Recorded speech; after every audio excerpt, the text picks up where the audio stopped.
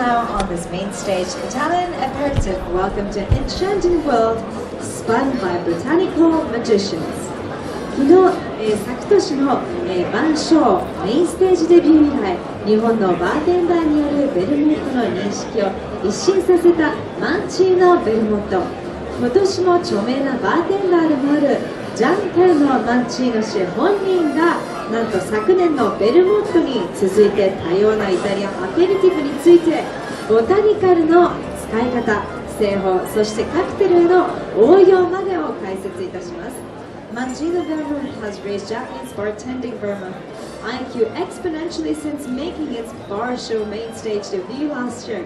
And this year we're proud to announce that renowned bartender Giancarlo Mancino will be here in person to touch on everything Italian aperitif from vermouth to bitters, how botanical are made and used, and how to incorporate those into cocktails. それでは皆様どうぞお楽しみください。Ladies and gentlemen, let's welcome Mr. Giancarlo Mancino.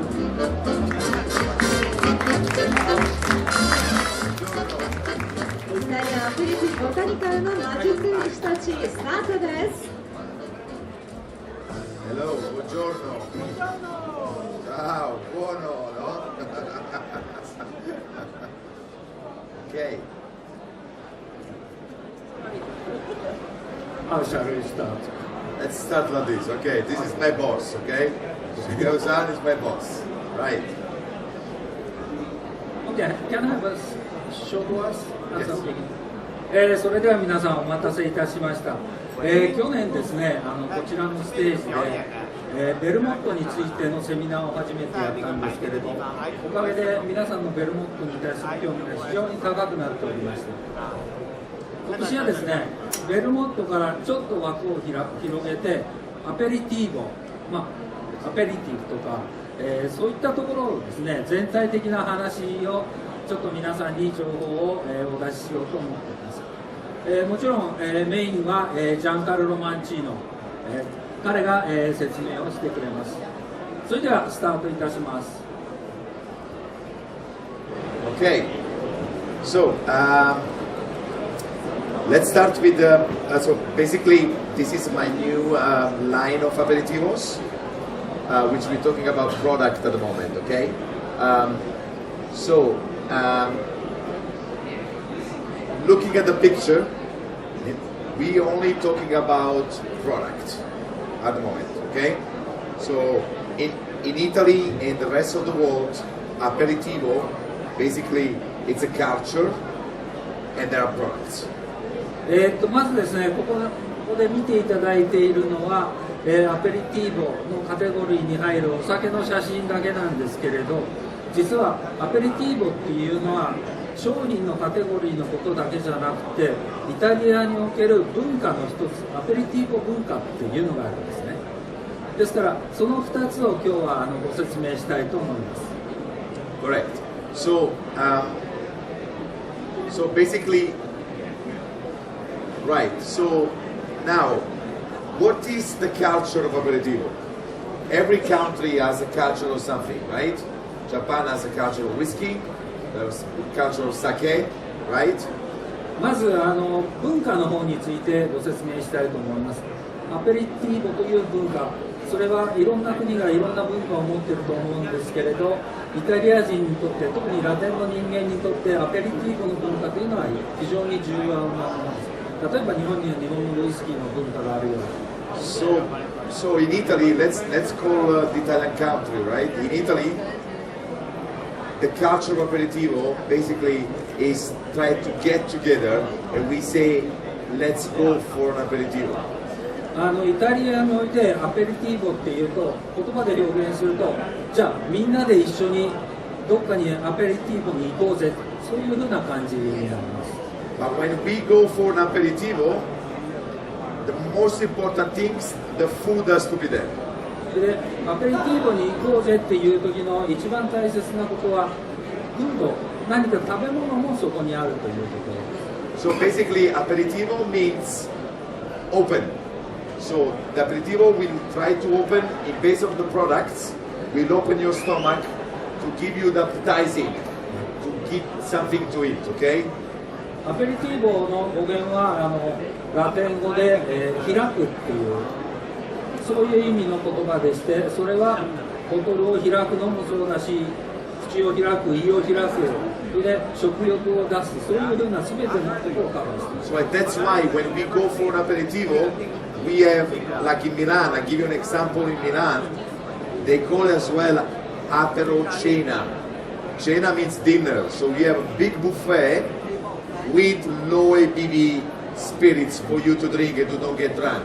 So basically everything to do with fruit and drink by easy. So and to get together and to talk before dinner or before lunch. Before dinner, you have such a big stuff. Okay, correct. And before lunch too. それでイタリアの場合にはですね、特にミラノでアペリティーボに行こうぜって言った場合にはもうかなりの食事が用意されていて、かなりの量の酒を飲んで、でその後にディナーあるいはランチに行くという、そういうそこだそうです。Correct. So now this is the culture, okay? But not only in Italy. It's some in France, some in Germany, some in north of Europe. So it's the culture of the West. So aperitivo to get together, have a few light drink, and then some food, and then we go home, okay? So this is the culture. これはイタリアだけじゃなくてですね、フランスでもドイツでも北ヨーロッパにおいても同じようなカルチャーがあって、みんなで行って食べて、それで飲んでその後食事に行こうという、そういう文化があります。So now this is a super important table, okay? So now we go into the products, where also the products are aperitivos category. So it's everything under an umbrella, okay? それじゃあ今度はですね、このちょっと難しい地図があるんで、チャートがあるんですけれど、これで今度は商品の方のカテゴリーとしてのアペリティーボ、そっちに入っていきたいと思います。So then, what are the aperitivo? Here we go. So we have 45 wines. We have 45 wines plus aromatized wines, and also we have aromatized liquors. So what we have wine base and we have liquor base in general. So wine is the most important element in the aperitivo. じゃあこれを見ていただきましょう。もちろんこれの上にはですね、大きな傘があって、一つは文化としてのアペリティーボ、もう一つはお酒のカテゴリーとしてのアペリティーボがあるわけです。それで大きく見てますと、一番左がフォーティファイドワインですね。いわゆる日本語で言うと酒精強化ワイン、シェリーとかポートとかですね。それで真ん中が、フォーティファイドワインプラスアロマタイズドワイン、いわゆる香り付けされたワインですね。それで一番右にあるのがアロマタイズドリキュアですから、これはスピリッツを使った方のお酒のリキュアになるんです。Correct. So look at that, guys. So a lot of names that we know in the market. Okay. So under the 43 wines, we have sherry, we have port, we have Madeira, we have Marsala, and we have some French amazing aperitif as well.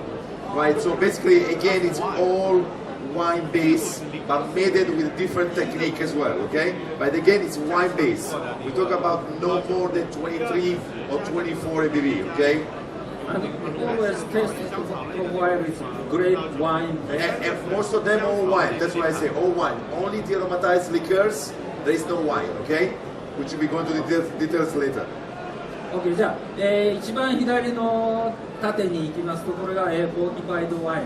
酒精強化ワインですね。それでここに含まれるのはシェリー、ポート、マディーラ、マルサラ、それであとはピノベシャラントっていうフランスのコニャクなんかでよく食前に飲まれるブドウ果汁とブランデーを合わせたもの、これがフォーティファイドワインになります。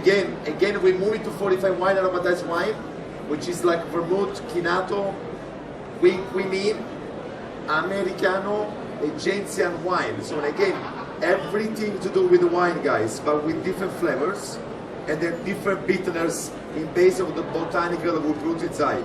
But at the end of the day, in a bottle, at least it's 75% of wine. The rest can be botanicals like wormwood, cinchona, gentiana, just to separate the category, okay? それで真ん中にあるのがですね、フォーティファイドワインとアロマタイズドワイン、それの両者をが合わさったものですね。でこの辺は大体アルコール度数でいうと27度以下、一番左はもっと20度以下のもっとワインに近いんですけれど、それでここのチームにいるのは、ベルモット、キナート、キンクイーナ、Yes. であとアメリカの Americano, again, this is a joke, okay, guys? Americano is not a coffee. He's not a guy who plays baseball, right? It's not a cocktail. But Americano is this one, which we will go into details as well, okay? アメリカンっていうのは別に野球とかそういうコーヒーとかと関係なくですね、ここにあるもう一つのカテゴリーとサブカテゴリーとして確立しているものです。Now we're moving to aromatized liquors, right? Everything what you see red, Campari, Aperol, Capelletti, Rinomato Rosso. So basically it's a liquor with the colors, sugar, and flavor of botanicals. Okay? And we have aperitivo, which is most of the citruses, sweet orange, bitter aperitivo, gentian. Do you know what is gentian, guys? It's a roots. It's a roots. Oh, it's super medicinal, like a bitter. And that's why it does the aperitivo, because the bitterness open up your stomach, okay? And then we have the last one, which is rosolio, which is like a rose petal liquor. It's similar to limoncello, but again, there's some botanicals inside for the aperitivo. 一番右側がですね、それでアロマタイズドリキュールになるわけです。それで上の3つ、アペリティーボ、ビターアペリティーボ、ビター、この辺はよく知られているのは、カンパリですとかアペロールですとか、ああいう赤っぽいやつですね。それでその下の、ゲンチアン、これは、日本語で言うとリンドウの花の咲くリンドウの根っこで、これがものすごいこう苦みを持ってて、こう下の両側がギュッて締まるような、それをベースにしたのが、ゲンチアンですね。それから一番下のロゾリオっていうのは、バラの花びらを使った、リキュール。So basically, as Shigeo-san say, like this, when your mouth start to do, means you open up your stomach and you want to eat some peanuts or some olives, something. That's why it's called aperitivo, okay? やっぱりそのリンドウのね、ゲンチアーナのこの苦みとまあ苦みですね。それがすごく食欲を助けてくれると、そういうことになります。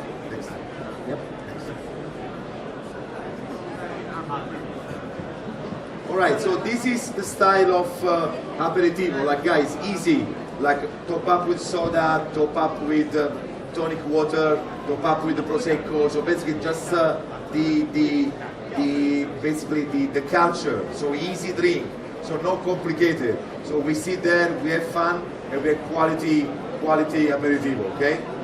これがそのアペリティーボの文化の方を表現する、まあ、写真ですね。みんな気楽にですね、そんなアルコールの度数も高くしないで、こう食事前に飲んでつまんで楽しむというものです。So, and what is aperitivo as well? So again, it's a classical European moment. So it's a European moment again, right? And then we have the product. So two umbrella. One is the moment, one is the culture, and one are the products. Is that clear? ぜひ理解していただきたいのは、アペリティーボっていうのは、一つは文化を指している、その食事前にみんなで楽しむ。もう一つはお酒としてのアペリティーボっていうカテゴリーがあるということです。で、一つ面倒くさいのは、さっき戻りますとですね、アペリティーボって全体のお酒の種類を言ってるにもかかわらず、ここのアロマタイズドリキュアの中にもアペリティーボっていうサブカテゴリーがあるんで、そこが非常にちょっとややこしいんですけれど、基本的にはその文化であり、お酒のカテゴリーになります。There you go. This is a little bit of history. Go down. This is a little bit of history about when the whole revolution and the whole aperitivo culture started in Europe and in the world. Yeah. So because maybe most of the country doesn't know the aperitivo, but it's been everywhere already. Look at that, guys. So. じゃあ見てみましょう。Right. So basically, from 1750 to 1800, Europe discovered some botanical and then added to the wine. That's it. 大体18世紀ぐらいにですね、ヨーロッパの中でワインに何かボタニカルを漬け込むっていうそういうふうな文化が始まりました。Without calculating the measurements, just botanical in the wine. That's it. Without know what it was that, yeah? もう単純にワインに薬草をぶち込んで香りを浸積させるという。So then what happened? 1750 to 1800, some Italian products start to create the world of aperitivo in terms of reality with company names and then a family running business, okay? そういうふうなのが家で作られてたのが1750年から1800年ぐらいその辺で商品化されてきたわけですね。ブランドネームがついたり会社がやったり。So after also it start to spread all over France, okay? South Europe, and look at the brands, guys. San Rafael, Jesus. One is with the quinine, and one is with the ginseng. これさっきサブカテゴリーの中で出てきた、フィエナとか、スーツとかですね、ブランドになってカテゴリーとしてもどんどん商品化がされてきた。それが大体1900年ぐらいまで続いて非常に伸びた時期ですね。So 1900, 1950, when we had World War I and World War II, the aperitivo culture and production starting as well, getting there as well, okay? And then 1950 and 2000, the aperitivo went down. So nobody was drinking aperitivo anymore, okay? 2回の戦争をヨーロッパが体験して、それでその後戦後にですね、アペリティーボっていうのアペリティーボから人の心がどんどん離れていく状態が起こっています。これはもう2000年ぐらいまでアペリティーボっていうのがあんまりみんなが興味を示さなくなって数字も落ちました。So and now we have 20 years that the cocktail culture always been there, the cocktail culture, right? But we have 20 years that we are booming now, and that's why a lot of more products went back in the history, and we created something rinomato, which is something I create as well, right? ただ2000年になったらカクテル文化、カクテルのブームに従ってですね、このカテゴリー、アペリティーボのカテゴリーにも脚光が当てられるようになってまた戻ってくるようになりました。So those are some brands, guys, that we really support. This is the base, the platform of the classic aperitivo, from Italy. Look at that. These are all the brands. This is a 1900, 1920, 1930, 1940. Yeah. And some of them, Ramazzotti is still here. Aperol is still here, Campari is still here, Rossi is not there, so Ganja only making spumante now. これは1900年代前半の頃の、昔のブランドですね。それでまだ生き延びてるブランドもあればもう全く消えてしまったブランドもある。Okay? Shame, because imagine to have these brands back, right? Look how beautiful. これは頃の雰囲気をすごくよく出してるんで、こういったブランドのいくつかが戻ってくるっていうのは非常に嬉しいことです。Next. Yeah, so that's what we're discussing. Look at that. So 20th century, and then whatever in the 98th, the category start to decline, and now 2000, 2020, it start to come back again. Okay? やっぱりカテゴリーの、象徴っていうのはあって、2000年まではカテゴリーとしては非常に厳しかったけれど、2000年になってから戻ってきたというのが状況です。Yes. And then again, guys, look at this. 17th, 21st century. We have the aromatized liqueurs divided, right? We have the Amaro, the aperitivo liqueur, we have the Genziano liqueur, so it's expanding all over Germany, all over France, all over Spain. Okay, so we have the three major countries where we produce the perfect aperitivo for the rest of the world. Again, so さっき言ったように21世紀になってですね、21 centuries now. Correct. Yes. 21世紀になってアペリティーボに戻ってきて、それの生産がだんだん、特に大きい国がですね、イタリア、フランス、スペイン、こういった国を中心に新しいブランドがまた生まれてきております。So in 2025, from now to 2025, we will have a lot of more changing, right? The percentage of everyone's consuming is growing, like the habits as well is growing as well, right?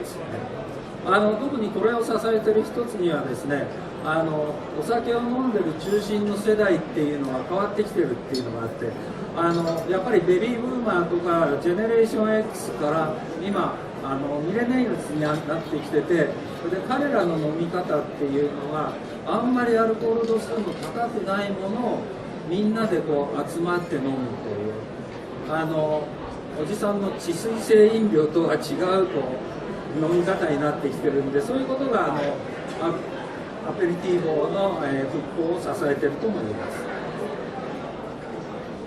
す。So again, this is the products that we always telling you about it. So liqueurs. So basically, in the market, we don't only have Aperol or Campari to mix our cocktails, and also we don't have just Rinomato. So this is something which is not too sweet and not too bitter. So it's a part of the aperitivo essence to be mixed in the cocktail or to be drinking alone as well. Yeah. ここからはですね、ジャンカルロが作っている商品の、テーマになっています。まず一つはですね、リキュールの方の話ですね。それで、アロマタイズドリキュールの中で、商品はリノマトっていうんですけれど、彼が今言ったのはこれらのカテゴリーがですね、カンパリとアペロールにばっかりこう独占されているのは非常に面白くない。これです。そこに殴り込もうというのが我々の考えです。So look at that, the ABV is 14 ABV, sweet, bitter, low sugar, because there's not much sugar because it's liqueur, and then the aroma is roots, cinchona bark, vanilla, gencia. So basically it's a liqueur with botanicals to create your aperitivo system, yeah? リノマトアペリティーボっていうのはアルコール度数が 14% で、それで後でもうちょっと詳しく説明しますけれど、カテゴリーとしてはカンパリと同じアロマタイズドリキュールに入ってるんですけれど、ここから商品の違いを、説明しますので、皆さんよく聞いてください。So those are all the brands, guys. Look, it does in Europe, in the West, it does exist only Campari Aperol. Look how many brands we have with the red color to substitute your Campari or Aperol, right? So, and this is all historicals, as we described before. Go next. これがですね、さっきのもう一回確認のためにサブカテゴリーの、分類なんですけれど、リノマトアペリティーボがいるのはアロマタイズドリキュアで、その中のサブカテゴリーとしてはビターアペリティーボというものです。それで上のアペリティーボのところには、アペロールなんかがあって、その下のビターのところはカンパリーがあって、それでその辺の赤いのが大体もう全部みんなの目はそこに行っちゃってるんですけれど、そこに対してビターアペリティーボという新しいサブカテゴリーで Look at that, Luxardo, Martini has a bitter, all of that. So it's not just wine. Also the other brands are doing products like this, okay? それで他にも中小のブランドはいっぱいあるんですけれど、彼の確固たる信念をちょっと。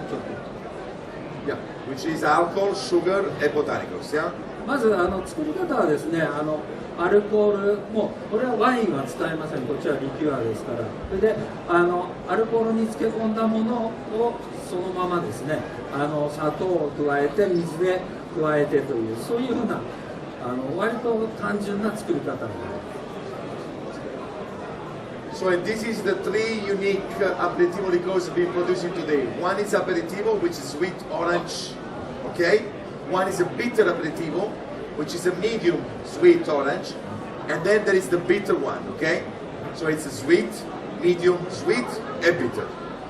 これさっきのサブカテゴリーの縦になってたのを横にした話なんですけれど、一番上にあったアペリティーボっていうのが、これはスイートオレンジを使ったんで割と甘めのやつですね。それでアペロールなんかにあるやつで、それで砂糖も非常に多く使われています。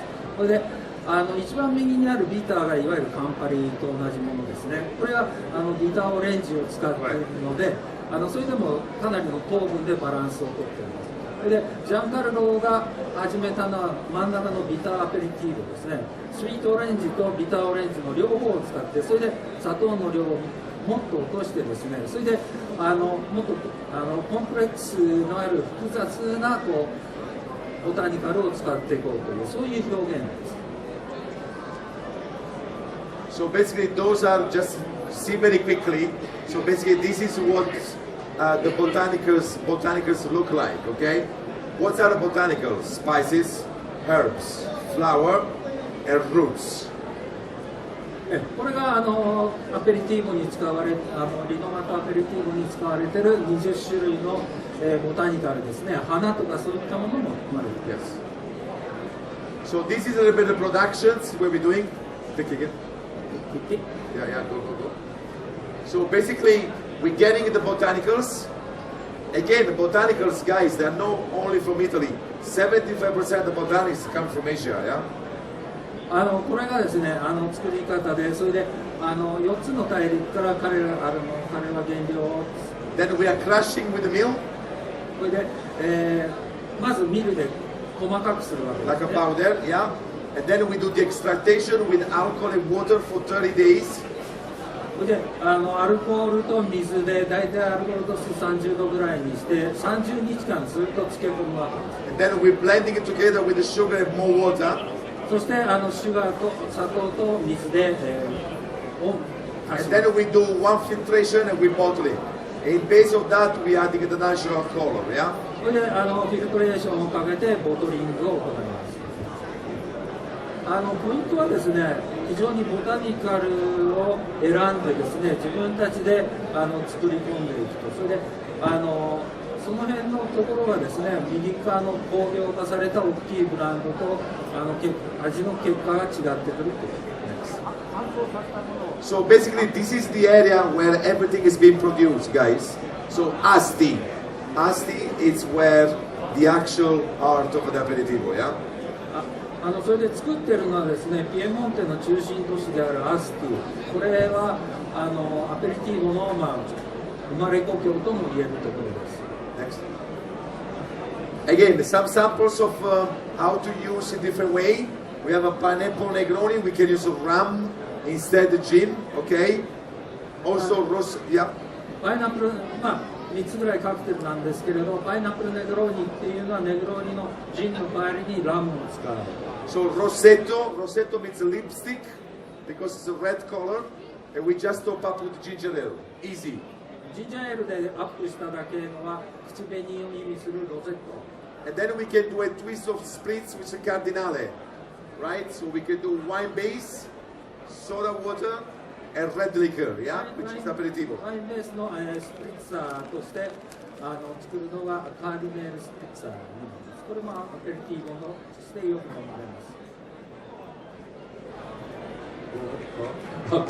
Yeah, go on, because we're going to make the Negroni Bianco now. So now here we're introducing the Americano category, which is 1 minute left, just to make a Negroni. それじゃあですね、次はアメリカーノの方に行きたい。ちょっと時間が詰まってきたんで、OK、シャレコ。Yes, yes. じゃあもう一回画面を映してください。プレゼンの方を入れてくれる？はい、今やってるのはですね、アメリカーノっていうか、これはフォーティファイドワイン、アロマタイズドワインのカテゴリーのそのカテゴリーで、さっき言ったようにリンドをですね、現地アナの根をいっぱい使ってるんで、ものすごい渋みがあるんですけれど、それがものすごいいい味になるんですね。それで香りとその苦みとかのバランスが非常に素晴らしいものです。So what we're making now here, let's go straight to the cocktail. Yeah. So basically, this is my Galone. This is I designed myself. Alright, it's available in Japan. It's a mixing glass, big mixing glass. We are making a Negroni Bianco. それで今からですね、ネグローニビアンコ、いわゆるホワイトネグローニっていうのを作ります。ネグローニって普通真っ赤でそれでオレンジのフレーバーがするんですけれど、これは彼がそれで今使ってるガローネもですね、ガローネの模様は彼がデザインしたもので、イタレッセの商品で、こっちのグラスなんかも同じイタレッセなんですけれど。So now, why am I not using Campari in the Negroni? Why am I not using red? I just told you before. So the Americano, it's more bitter than Campari, but it's wine base. So we use this as Campari. This is a vermouth for Negroni, and then we'll have your gin, and you will have your beautiful white Negroni. もうどちらかというとカンパニなんか使ってネグロに作るのはやめてですねさっきのアペリティーボでもいいし、こういったですねアメリカーノを使って、特にアメリカーノを使うとその苦味ですね、苦味が本当に綺麗にネグロにホワイトネグローニを仕上げてくれるので、ぜひ発想を変えていただきたいというのが彼の言いたいところです。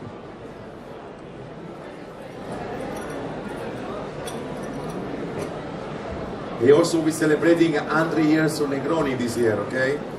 Negroni cocktail celebrating 100 years this year. ネグロニができて100年ということなんで、今年はお祝いの年でもあります。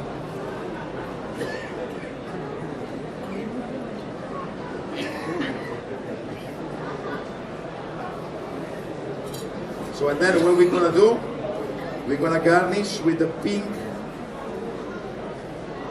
grapefruit, cutting like the wedges in this particular way.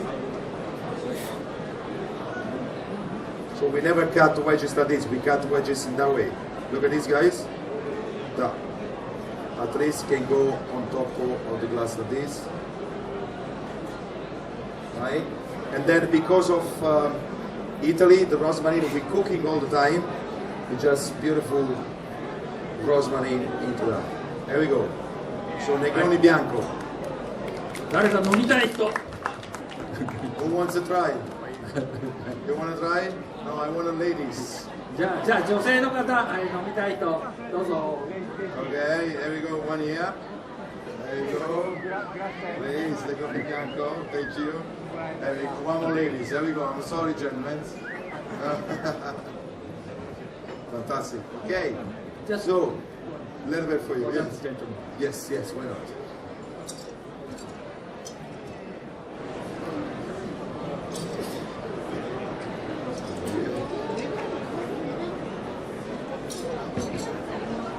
Sorry, next year she go with the only Negronis. There we go. One more here. Oh, yeah. Take this one. That's your glass. Oh, I'm sorry. Okay. Perfect. So, すいません、ちょっと時間が押しちゃってたんですけれど、彼の自分のブランドに対する気持ちが伝わったかと思いますので、どうも Thank you very much. Thank you. ありがとうございました。 Grazie. Thank you. Thank you. どうもありがとうございました。Thank you very much.